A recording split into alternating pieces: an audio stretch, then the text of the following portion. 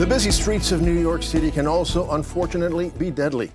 In fact, according to the New York City Department of Transportation, over 200 New Yorkers are killed each year in traffic-related incidents. Fortunately, however, that number has been decreasing over the past 4 years due largely to Vision Zero, a de Blasio administration initiative that was started in 2014 to eventually eliminate all traffic fatalities. Vision Zero's most recent report shows that in the 4 years since the program began, there has been a 28% decline in traffic fatalities and a 45% decline specifically in pedestrian-related fatalities. And joining us now to discuss the progress that has been achieved under Vision Zero and the important work that is still to be done, among other things, is New York City Transportation Commissioner Polly Trottenberg. Commissioner, thank you for joining us once again on the show. Thank you for having me. So, Commissioner, as I said, Vision Zero has been significantly improving the safety of our city streets since it was implemented 4 years ago. In fact, the mayor said that 2017 was the safest year in city traffic since 1910. Since we started keeping records in New York City. Right, so that's accurate. So tell us, break it down. Give us some of the initiatives that you've implemented that have achieved these results. Let me give you a few key highlights, but just add something to the statistics you laid out. As we've seen those fatalities decline here in New York the past 4 years, they've gone up at the national level by 15%. Wow. So again, we're actually bucking what is very much the national trend, where tragically roadway fatalities are on the rise. And just sort of the key highlights, I think, that have been the hallmark of Vision Zero. It has really been a cooperative interagency effort, DOT, NYPD, Taxi and Limousine Commission, working with our partners at the MTA. So you've got all the city agencies together under the leadership of the mayor. We've focused in particular on the corridors and the intersections where the data sends us, where we see the most crashes, the most injuries, the most fatalities. We've done engineering work there, enforcement work, and we've really seen the numbers move, particularly in those areas. And when I say numbers, I always like to remind everyone, we're talking about our fellow New Yorkers, right, our friends, our families, our neighbors, our coworkers. Yeah. As you've said in the past, this is a public health issue. It's not a transportation issue, as far as you're concerned. But listen, as far as you focus on those areas which you call priority locations, yes, right? How are they selected again? We go where the data sends us, where we see the highest number of what we would call KSI, which is killed and seriously injured. And not surprisingly, that can often track very much with some of the biggest and most traffic-filled corridors in New York City, a Broadway, a Queens Boulevard, a Flatbush. But, you know, that is one of the criticisms that Vision Zero has. Not that it's been failing in any way, but that it's too limited. I mean, some people say, listen, this works, but it should be implemented across the city because the whole city needs it. How do you respond to that? Well, I mean, every year we are now doing well over 100 re-engineering projects. We're doing now an incredible amount of signal retiming, speed humps.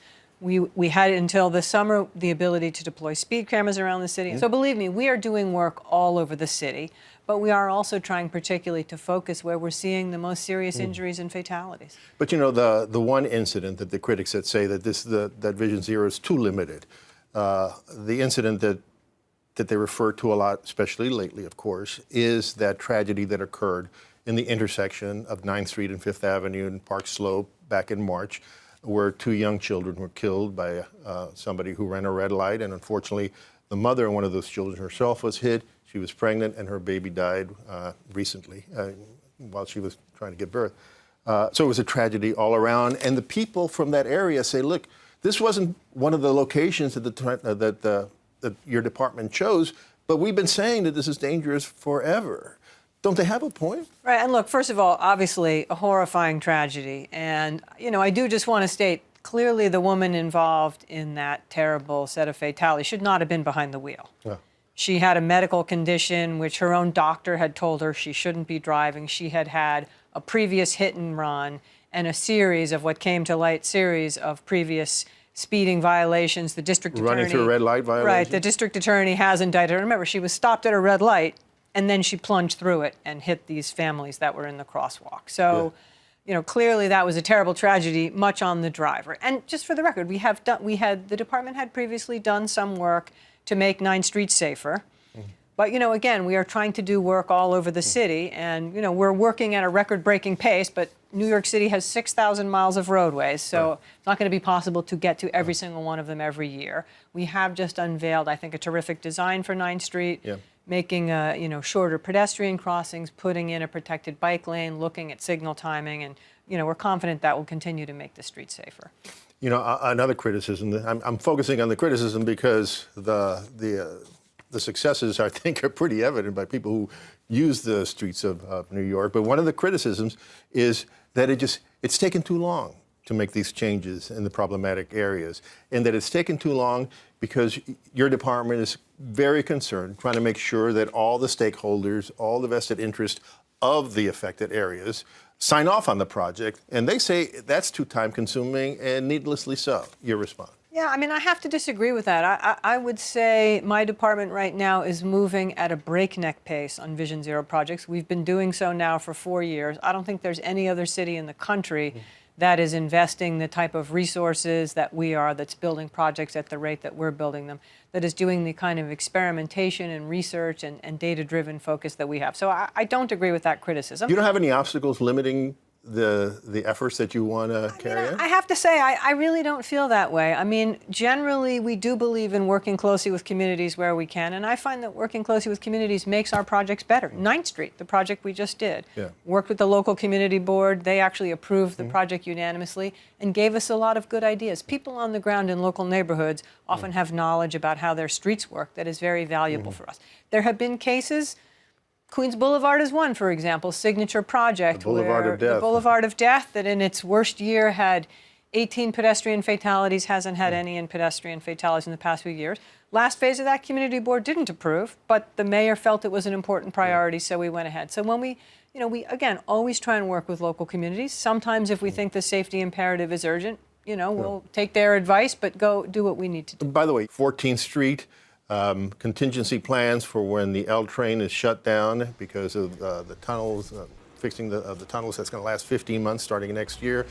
You come out with a plan that you're going, for those 15 months, 17 hours, 7 days a week, 14th Street is going to become mostly a busway. Only very few cars are going to be allowed on 14th Street. That's obviously going to help congestion in Brooklyn and going to help Brooklyn and the former L train riders, but is it going to increase congestion in Manhattan? Right. Look, our challenge with the L train shutdown, this is one of the most epic challenges the city has faced. It is, if it were a standalone transit system, it would be the 10th largest in North America.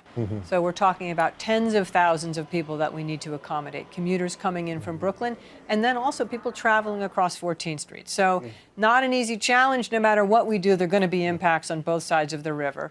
We've tried on 14th Street to balance what the MTA says they need, which is the ability to run buses at a peak of about a bus a minute, which requires a lot of street space, and provide for local access. So we're going to allow local access, like the model we've looked at is King Street up in Toronto, where cars can pick up and drop off, trucks can come do what they need to do for local businesses, but we're going to discourage them from driving all the way through on 14th Street. All right. Well, Commissioner, our time is up. Thank you so much for joining us. Thank you for having me. Great to see you.